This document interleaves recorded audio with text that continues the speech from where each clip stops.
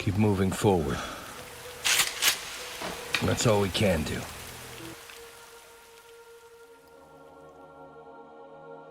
Eren Yeager is adamant that he and Reiner Braun are the same, that they are two sides of the same coin. But who exactly is Reiner Braun? Reiner was born into a world of ignorant children taught by ignorant adults, as Eren once described it. A rather astute observation because Reiner's mother is one of the worst offenders of this ignorance. She wholeheartedly believed in the Eldian propaganda and passed that on to her only son.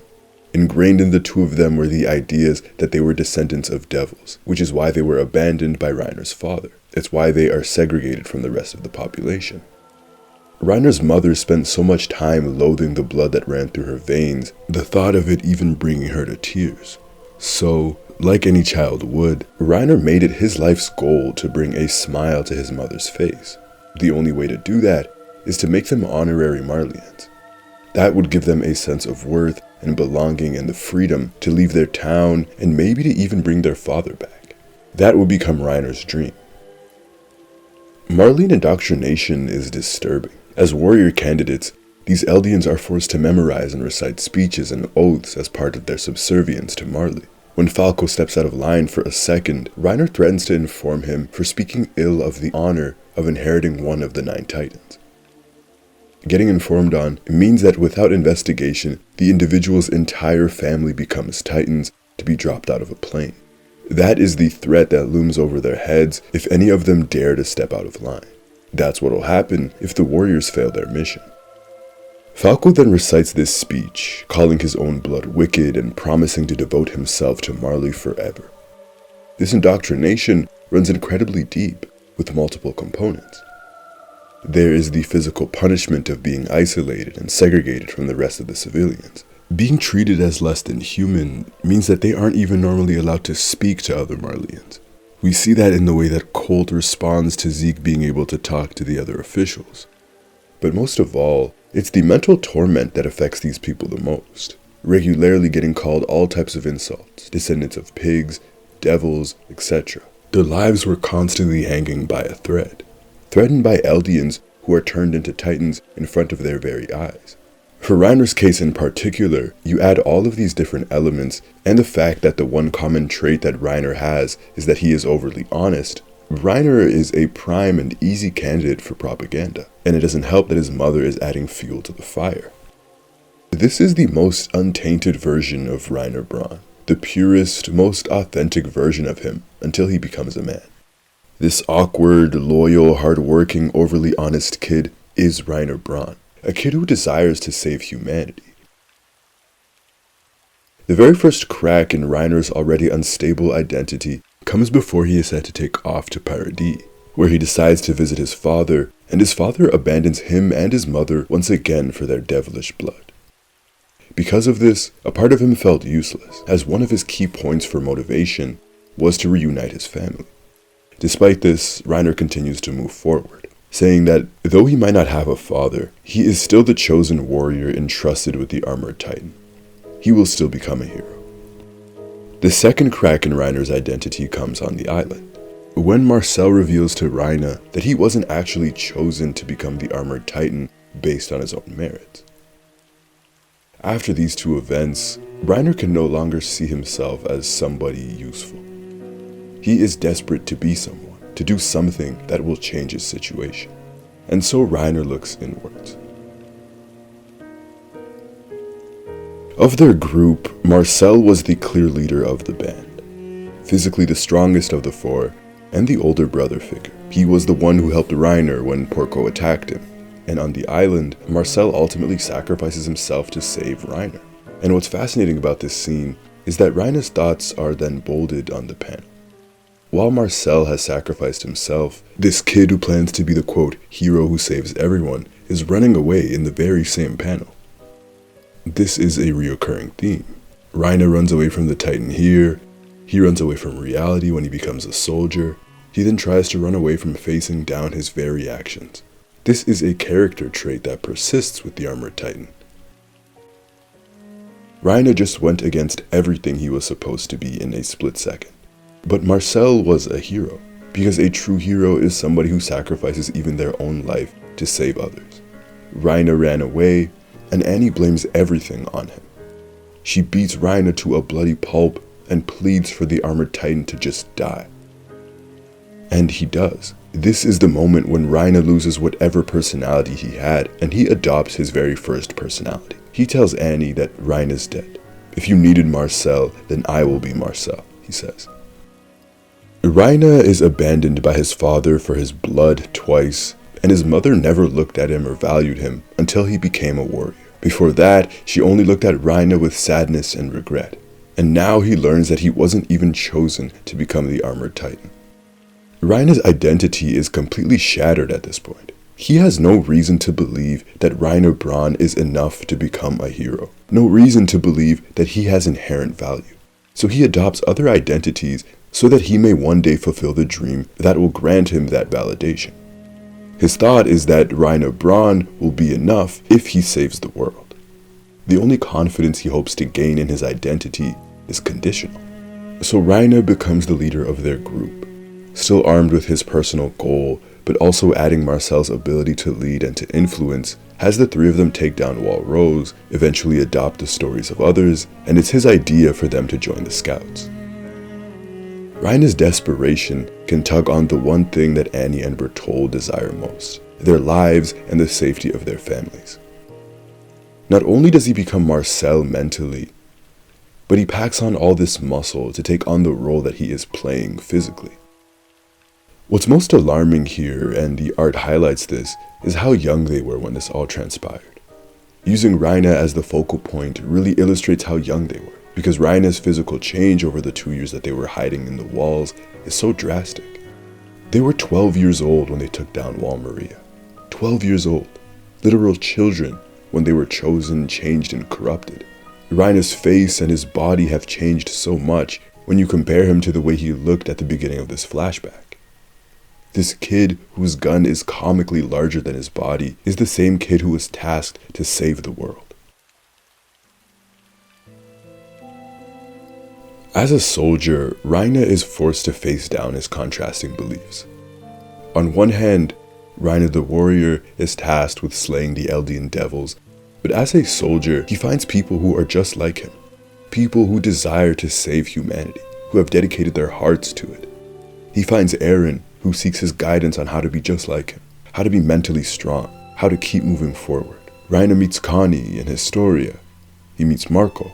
And so when it's time to confront his contrasting beliefs, when it's time to kill Marco and civilians, Reiner's mind shields him, creating the soldier persona.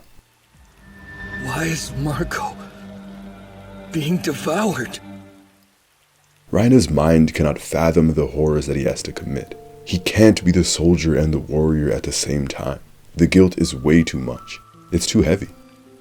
Reiner has all of this propaganda burned into him about these filthy Eldians who ruined everything for them, but when he faces them down and sees them for who they truly are, the split is his way of coping with what he was supposed to do. As a soldier, Reiner still carries Marcel with him. He plays that older brother figure to the rest of the Scouts. We see that notably when he interacts with Connie and Armin, like helping Armin out with his heavy backpack, protecting Connie. More than that, Reiner understands the ethos of being a soldier, of being a scout. He says that being a soldier means entering the fray and shielding the people they are supposed to protect, no matter the odds or the enemy. And we see him do that time and again. But it eventually comes to a halt when Reiner finally snaps, abandoning the Scouts for good.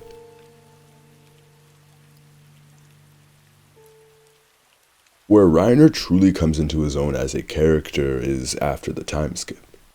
For all that time spent across the sea, Reiner could not face down the reality that he was a monster, that he had killed and betrayed decent people. Now that he has no identities to hide behind, Reiner spends all of his time condemning himself and reminiscing over the friends he used to have. When he's at the dinner table, he's asked to relive some of his memories, and the only ones he could think of are fond ones.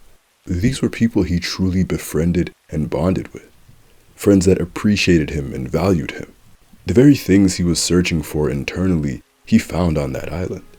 And those very same friends he fought and betrayed. Reiner is suffering. He knows that he's a bad person. He knows that he is surrounded by terrible people, and he is doing terrible things. But something keeps pushing him forward. He is battling against his own nature. In this state, Reiner has lost the qualities of the warrior and the soldier that he once had. Marcel's courage, his leadership, his strength seem to be missing in the armored titan. Now he is a shell of himself. He has no resolve, no willpower, nothing. It's a pretty stark contrast to the character that we came to know. Reiner failed, and he blamed it all on himself. He was the only person to return from their mission. He failed Berthold, Annie, Marcel, his nation, his family, and himself. Not even changing his own identity could save him. Reiner is now a broken man, looking for a way out. Reiner tries to run away from it all. He tries to run away from facing down everything that he did back on Paradis. He sees Gabby and Falco, kids falling victim to the very same pressures of their nation that he did, and yet he cannot do a thing about it. Which brings us to Eren. Reiner and Eren are foils to each other. As stated, Eren once expressed a desire to be just like Reiner. In that basement, however, Eren finally realizes that they have always been the same. As children, the two of them desired to be someone. They both wanted to change fundamental parts of their world that they were unhappy with. Eren, because he was born into this world, his mother told him he was special. Reiner, because he was born into this world, his mother told him that they were devils, descendants of pigs. Eren believes he is born with a birthright, something that he cannot explain, a passion to see the rest of the world, a passion to be free, and yet he is caged. Reiner is a prisoner of propaganda and indoctrination, who desperately desired to change the situation around them. And placing these two panels right beside each other creates an accurate parallel. These are two children who could not bear to exist or to die in this world without changing something. Reiner and Eren both vowed to destroy their faceless enemies across the sea. Even after they slept under their enemies' roofs, after they ate the same food, and both realized that, quote, over the sea, inside the walls, they are all the same. They realized that both nations had some good and some bad. But Eren says that where he and Reiner differ is because Reiner was taught that everyone across the sea was evil. Again, ignorant children taught by ignorant adults. Eren sympathizes with Reiner, in a way absolving him of his own responsibility, blaming Reiner's choices on history and his environment. But Reiner adamantly rejects the notion that he has suffered. He rejects the idea that he is a victim. He's recognized that he has become this terrible person and does not want to be absolved of his sins. No, Reiner wants to be punished for them, judged for them. Just like the man who took his own life in front of him back when they infiltrated Walrose. 3 chapters before this, Eren tells Falco that those who push themselves into hell by their own free will see a different hell than those forced to by external factors like history or environment. He explicitly uses Reiner's words and says that those who know are the ones who will keep moving forward. Reiner, in admitting that he is not a victim, reveals to Eren that he is that second type of person. And that is all the confirmation that Eren needs, that they are indeed the same. Eren and Reiner both hide behind a lie that they outwardly tell others and themselves, which masks their true dream. The lie is that everything that they do is because they want to save the world, a response that Eren scoffs at. But saving humanity is the lie that they both choose. It's the one goal and feeling that can climb over even guilt. What's a few lives to saving hundreds of millions, right? These two characters lie over and over again throughout the series, but at their core, Eren and Reiner are selfish. They each have a childish dream that they've continued to carry, that pushes them past even hell, that has anchored their every step. Reiner wanted to be a hero. He wanted that recognition, that adoration that he never got. He yearned for his inherent existence as Reiner Braun, his identity to have value. Something he never got, not from his parents or from his peers. And Eren says that everything he does is for his friends and for the island and to save the world. But in reality, his true honest goal has been his selfish desire for freedom. A pure, unadulterated freedom. A blank canvas, he says. Reiner can only reveal his most authentic self. He can only be honest in front of Eren, because Eren is Reiner's victim, the one who should be judging him, the one who should be handing out his punishment. When Eren and Reiner are faced with the reprehensible morality of their actions, they both cry, they break down, they crack, and they weep. Reiner goes to Eren, to Jean, to the rest of the scouts, again to be judged and punished. Reiner believes he should die because of what he'd done. Eren goes to Ramsey, the boy in chapter 131, to be judged. And to this boy he exposes his truest, darkest desire. But where Reiner stops, Eren continues to move forward. And so Reiner is the only character who understands this aspect of Eren. Because after these events, when he looks at Eren, he sees a mirror. He sees a man just as selfish and as monstrous as he is. He too believes that they are the same. And so in chapter 133 on the plain, because they are so alike, he believes that were he in Eren's situation, tasked with such a responsibility, en route to the rumbling, he would want someone to stop him, simply because of his nature.